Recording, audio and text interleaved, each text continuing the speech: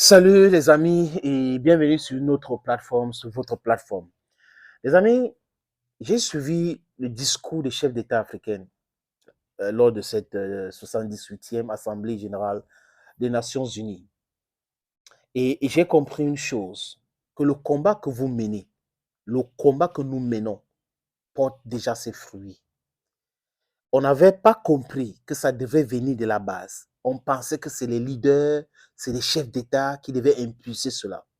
Et on s'est rendu compte à un moment donné que la plupart sont des corrompus. La plupart sont vassalisés.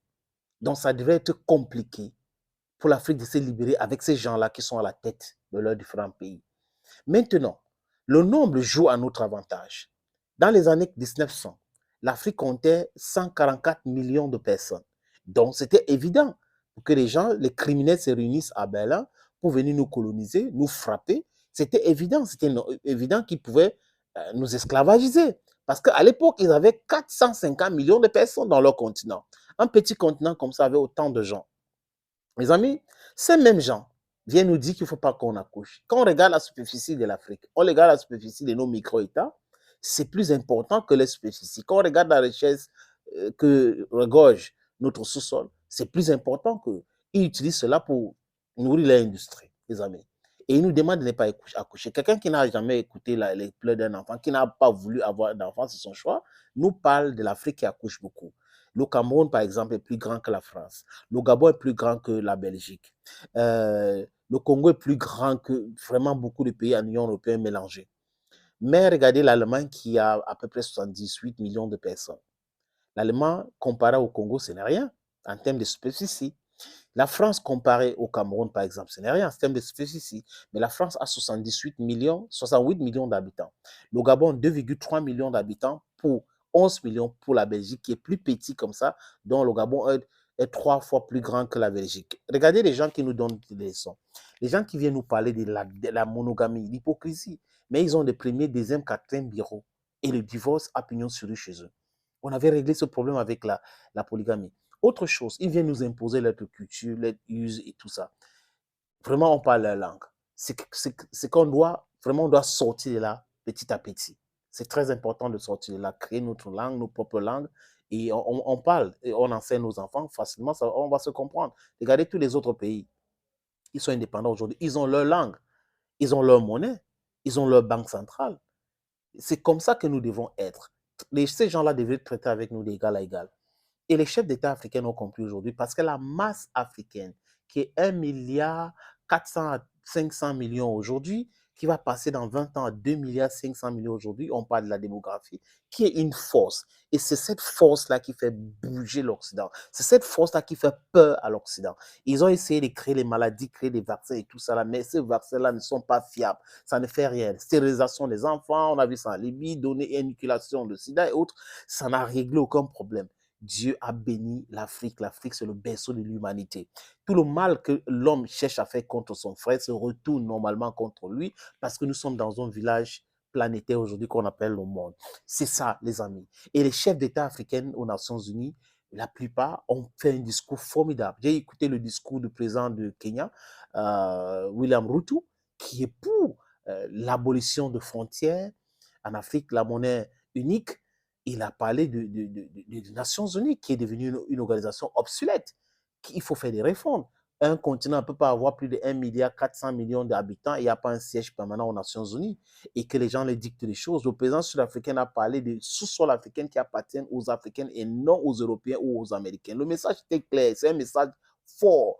Les amis, et le président du Sénégal, il a dit, nous ne voulons plus entrer dans la guerre froide et tout ça. Bon, c'est le discours habituel de l'agent commercial de blé ukrainienne. Mais jusqu'à là, il a été modéré, il a été pondéré et il a parlé pour l'Afrique. On a vu aussi le président Mamadou Doumbia qui a été clair dans son discours.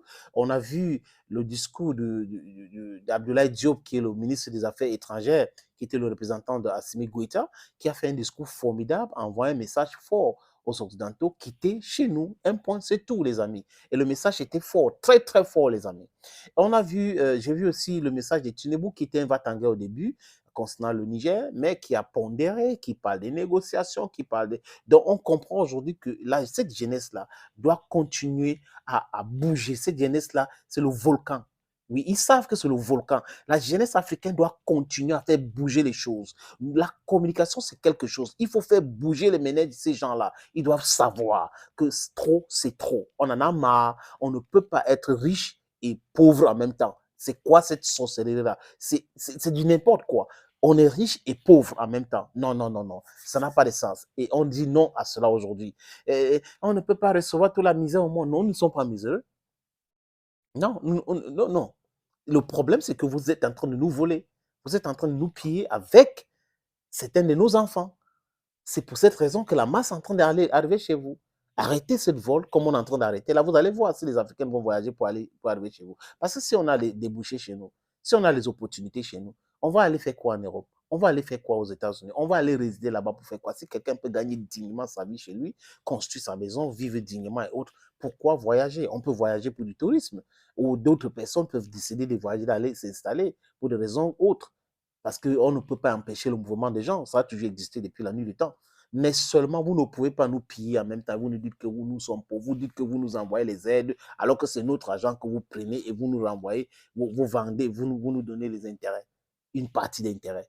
Et vous dites que vous parvenez partout dans le monde en disant que vous êtes une puissance. Les amis, on a écouté ces discours-là. C'est clair. Les Nations Unies, c'est du n'importe quoi aujourd'hui. Du gros n'importe quoi. Personne ne respecte ces organisations-là. Regardez les grandes puissances. Elles ne respectent pas les Nations Unies, les amis. Et le discours de Balsoma Bazier, qui était formidable, qui a donné une leçon d'histoire à Emmanuel Macron, une leçon de géographie, des populations, de la démographie, la compréhension de ces choses-là est très nécessaire. L'Afrique qui va passer à 2 milliards, 500 millions, peut-être 3 milliards d'habitants, sera la puissance incontournable du monde entier. Parce qu'en termes de population, en termes de bouche, c'est le marché. Et c'est un gros marché. Les gens vont venir investir, les gens vont venir, nous allons trouver du travail. Il y aura beaucoup de choses ici en Afrique.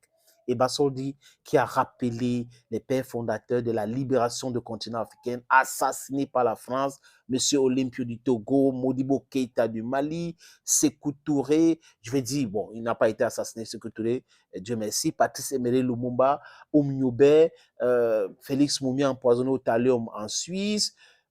Il a cité beaucoup de ces leaders, Thomas Sankara, Nelson Mandela. C'est comme ça que l'Afrique gagne. L'Afrique commence à comprendre et les chefs d'État africains commencent à vouloir devenir les leaders. C'est ce que nous disons tous les jours. Il faut que ce chef d'État se transforme en philosophe, dans le pragmatisme, savoir comprendre les choses en vous disant, voilà, nous sommes Africains, nous devons travailler pour le bien-être de notre peuple. Les Nations Unies, les différents discours, c'est le message que j'ai compris et c'est le message que les Africains envoient au monde entier aujourd'hui. Ils sont en train d'accueillir ce message-là. C'est fort comme message. Ils vont revoir la façon de traiter l'Afrique. Thank you, friends, for watching this video on this platform.